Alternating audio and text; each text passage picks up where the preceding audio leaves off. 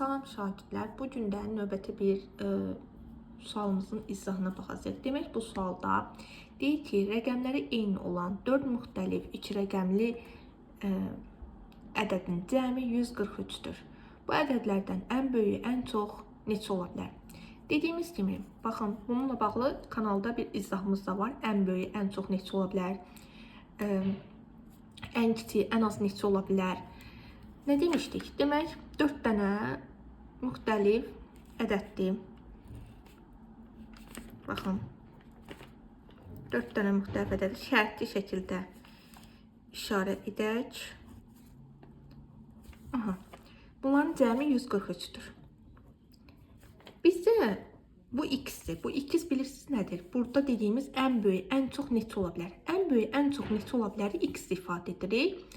Yəni biz burada x-i tapmalıyıq. Ən böyük, ən çox neçə ola bilər tipli çalışmalarda digərlərin çalışmalıyıq ki, ən kiçik götürək ki, bu x-i ən böyük alaq.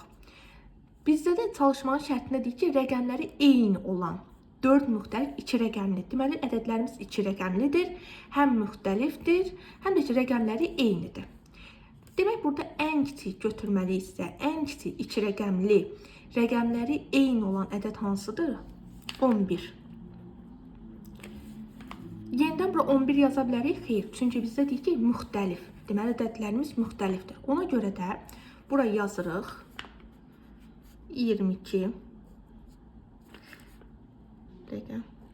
22.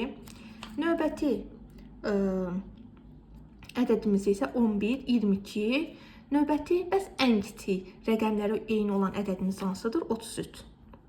Deməli, burada x-i ən böyük ədəd almaq üçün bunları mümkün qədər ən kiçik ədəd götürəcəyik. Lakin bizə şərtdə deyib ki, rəqəmləri bu 4 ədəd yoxdur. Bunların 4-ündə rəqəmləri eynidir və müxtəlifdir. Deməli, ən kiçik rəqəmləri eyni olan iki rəqəmli ədədimiz 11 oldu. Ondan sonraki 22, 33. Çünki şərtdə deyib ki, müxtəlif.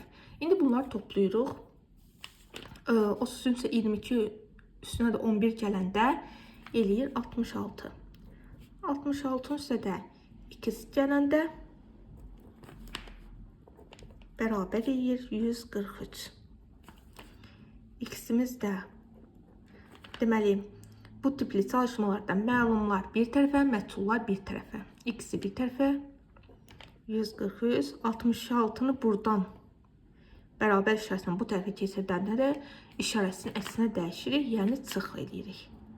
66. X-imiz də gəlib alındı 77. Cavab 77-dir. Deməli, bu məsələdə ən böyük, ən çox neçə ola bilər?